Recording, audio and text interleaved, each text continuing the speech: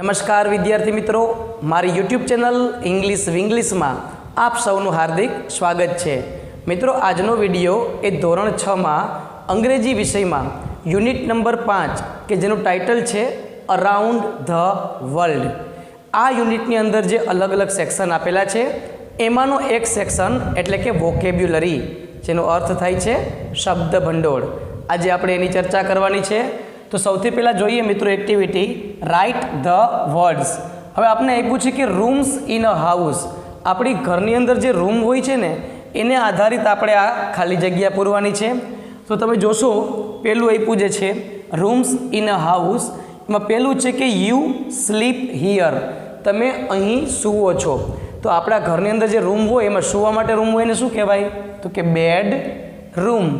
બીજી જ વાત કરીએ તો you have a shower here, તમે અહીંયા નાવ છો. તો ઘરમાં કયા રૂમમાં નાહીએ? તો કે બાથરૂમમાં, એટલે બાથરૂમ બીથી સ્ટાર્ટ થાય છે. યુ મેક મીલ્સ હિયર, તમે અહીંયા રસોઈ બનાવો છો. ક્યાં રસોઈ બનાવીએ છીએ? તો જવાબ કેથી સ્ટાર્ટ થાય છે, એટલે કે કિચન. એ રીતે મિત્રો બીજું જોઈએ પ્લેસીસ ઇન સ્કૂલ, શાળાની અંદરના સ્થળો, એની આપણે ચર્ચા કરીએ. તો આપ્યું છે આપણને અહીંયા પહેલું students have their lesson here, કે વિદ્યાર્થીઓ છે અહીંયા લેસન કરે છે. કઈ જગ્યાએ શાળામાં લેસન કરતા હોય? તો કે ક્લાસરૂમ, સીથી સ્ટાર્ટ થાય છે. યુ કેન પ્લે હિયર, તમે અહીંયા રમી શકો છો. તો રમવાની જગ્યા કઈ છે શાળામાં? પ્લેગ્રાઉન્ડ. ત્રીજું you can read books and borrow books, તમે પુસ્તક વાંચી શકો છો, ઉછીના પણ લઈ શકો છો. એવી કઈ જગ્યા છે શાળાની અંદર? તો કે લાઇબ્રેરી. તો અહીંયા શાળાને લગતા પ્રશ્નો કમ્પ્લીટ થાય છે. ત્યાર પછી આવે છે સબ્જેક્ટ, વિષયને લગતી આપણે ખાલી જગ્યા ચેક કરવાની છે. તો પહેલું છે મિત્રો એમાં a subject that studies all the things that happen in the past. બરાબર, એવો વિષય કે જે ભૂતકાળમાં બનેલી ઘટના અથવા વસ્તુઓ વિશે આપણને ભણાવે છે. એવો કયો સબ્જેક્ટ તમે ભણો છો? તો જવાબ એચથી સ્ટાર્ટ થાય છે, એટલે કે હિસ્ટ્રી, જેને કહેવાય ઇતિહાસ.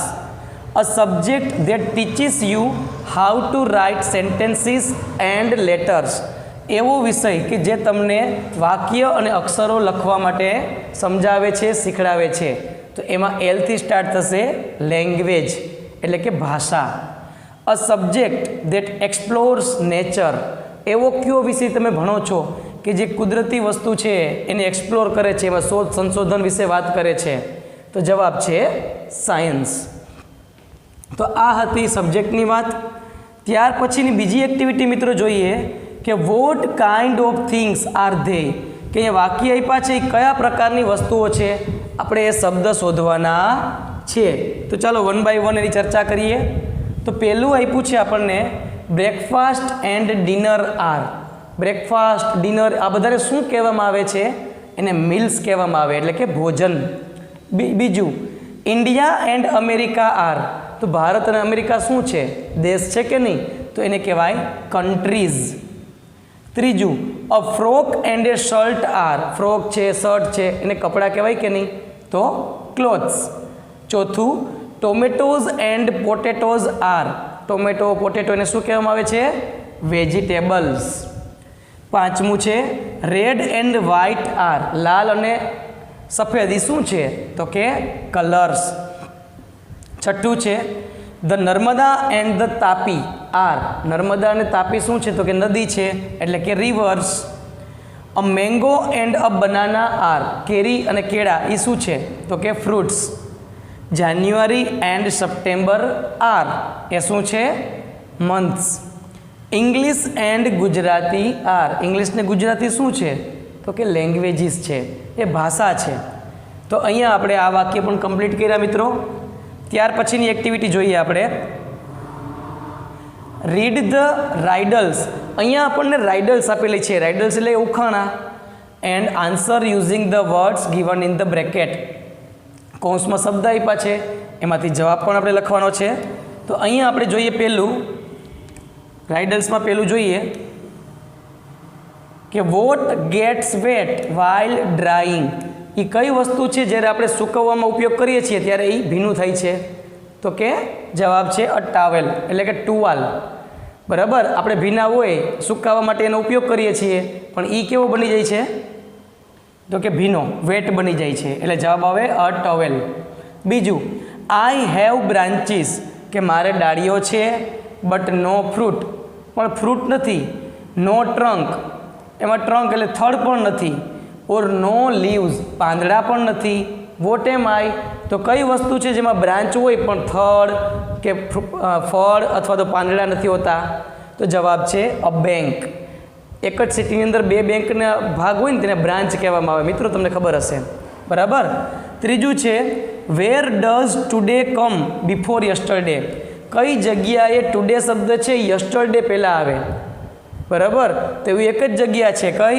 ઇને ડિક્શનરી. શબ્દકોશમાં પહેલાં ટી આવે અને પછી વાય આવે. બરાબર. ચોથો પ્રશ્ન છે what has legs but doesn't walk, કઈ વસ્તુ છે જેને પગ છે પણ એ ચાલી શકતી નથી? તો જવાબ છે ટેબલ. ટેબલમાં જે એના જે પાયા હોય ને એને લેગ કહેવામાં આવે છે, પણ ટેબલ ક્યારેય ચાલી શકતું નથી. What has many teeth but can't bite, એવી કઈ વસ્તુ છે કે જેને ઘણા બધા દાંત છે પણ એ બટકું નથી ભરી શકતું? તો જવાબ છે કોમ્બ. કોમ્બની અંદર જે દાંતા આપ્યા હોય ને એને શું કહેવામાં આવે? તો કે ટીથ કહેવામાં આવે છે, પણ એ બટકું ભરી શકે નહીં.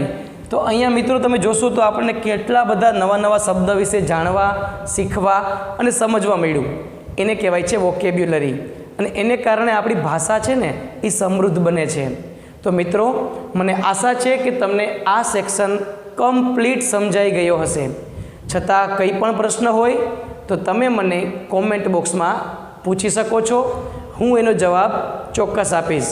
અને મિત્રો જો વિડીયો ગમ્યો હોય તો લાઈક કરજો, એને શેર કરજો અને સબસ્ક્રાઈબ જરૂર કરજો. અને જો વિડીયો વધારે ગમ્યો હોય ને તો એક સુંદર મજાની, એક સરસ મજાની કોમેન્ટ જરૂર લખજો. અસ્તુ. જય હિન્દ, જય ભારત.